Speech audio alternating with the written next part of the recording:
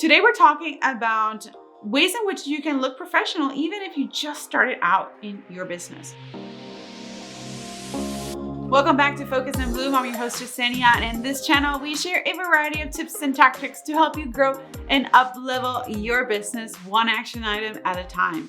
We do this with a variety of tutorials, and we also have the Focus and Bloom podcast where we have candid interviews and share tips on photography, business, marketing, all that fun stuff. So if you like this type of content, go ahead and click subscribe so that you don't miss out on any future videos. Today, we're talking about ways in which you can look professional even if you just started out in your business. So let me just walk you through a couple of things. The first one, have a business card.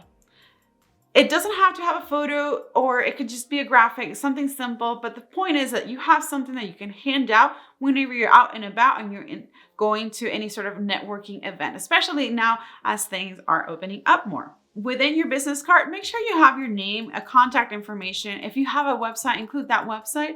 And also include a link to your social media, or maybe add a QR code to that to make it even easier. The next one, you want to have a Google My Business account. Google is the largest search engine, and you want to make sure that you are besties with Google. So make sure that you set up a Google My Business account. You can do that for free. You can update this constantly, but make sure that you have your contact information, your hours of operation, and you can even include posts like that you can share from your blog posts or anything like that.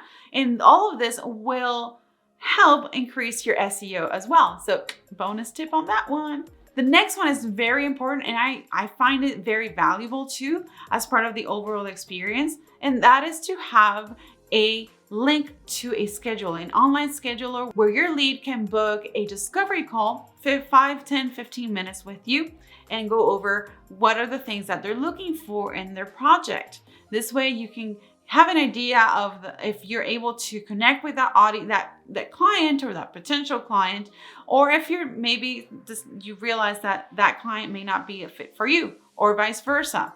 This is really a great way to connect, and I find it very, very valuable. And the next one, even more important, you need to have a contract. You need to have a contract for your services because, this is what keeps you and your client accountable. It really helps set expectations, and not only that, but it really makes you look professional.